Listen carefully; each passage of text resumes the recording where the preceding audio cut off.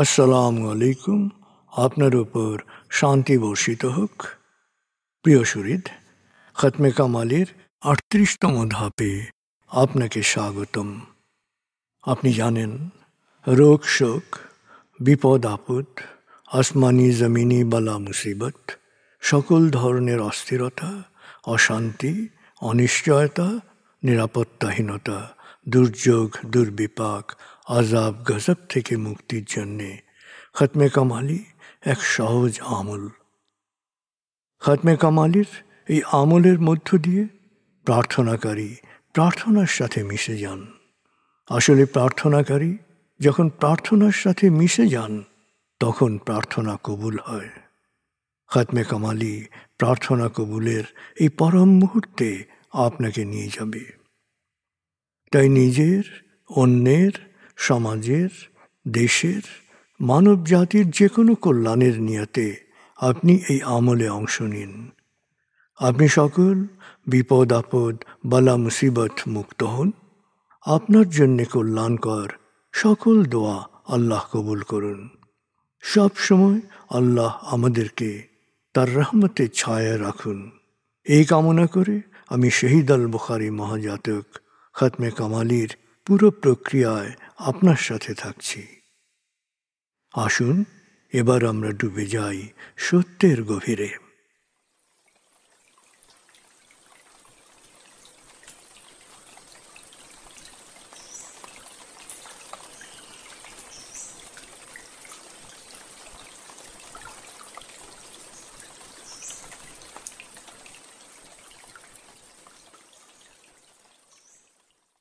হে আল্লাহ, বিতাড়িত শয়তান থেকে আমি তোমার আশ্রয় প্রার্থনা করছি। দয়াময় মেহেরবান আল্লাহর নামে। আয়াতুল মুলক। হে আল্লাহ, সকল ক্ষমতার মালিক, তুমি যাকে ইচ্ছা ক্ষমতা দান করো, যাকে ইচ্ছা ক্ষমতাচ্যুত করো, যাকে ইচ্ছা সম্মানিত করো, যাকে ইচ্ছা অপমানিত করো। তুমি সর্বশক্তিমান, সকল কল্যাণ ও মঙ্গলের আধার। তুমি দিনকে ছোট করে বড় করো রাত, আবার রাতকে ছোট করে বড় করো দিন। তুমি প্রাণহীনে দাও প্রাণ, আর প্রাণবন্তকে করো প্রাণহীন। তুমি যাকে চাও বেহিসাব রিজিক দান করো। সূরা আলে ইমরান আয়াত ২৬-২৭। আয়াতুল কুরসি। আল্লাহ ছাড়া কোনো উপাস্য নেই। তিনি শাশ্বত, চিরঞ্জীব, বিশ্ব প্রকৃতির সর্বসত্তার ধারক। তিনি তন্দ্রা নিদ্রাহীন, সদা সজাগ, মহাকাশ ও পৃথিবীর সব কিছুর মালিক। তার সদয় অনুমতি ছাড়া তার কাছে সুপারিশ করার সাধ্য কারো নেই। দৃশ্যমান বা দৃশ্য, অতীত বা ভবিষ্যৎ, সৃষ্টির সব কিছুই তিনি জানেন। তিনি যতটুকু জানাবেন, এর বাইরে তার জ্ঞানের সীমানা সম্পর্কে ধারণা করা কারো পক্ষেই সম্ভব নয়। তার আসন, তার কর্তৃত্ব পৃথিবী ও নভমণ্ডলের সর্বত্র বিস্তৃত, আর তার সংরক্ষণে তিনি অক্লান্ত। তিনি সর্বোচ্চ, সুমহান। সূরা বাকারা আয়াত ২৫৫।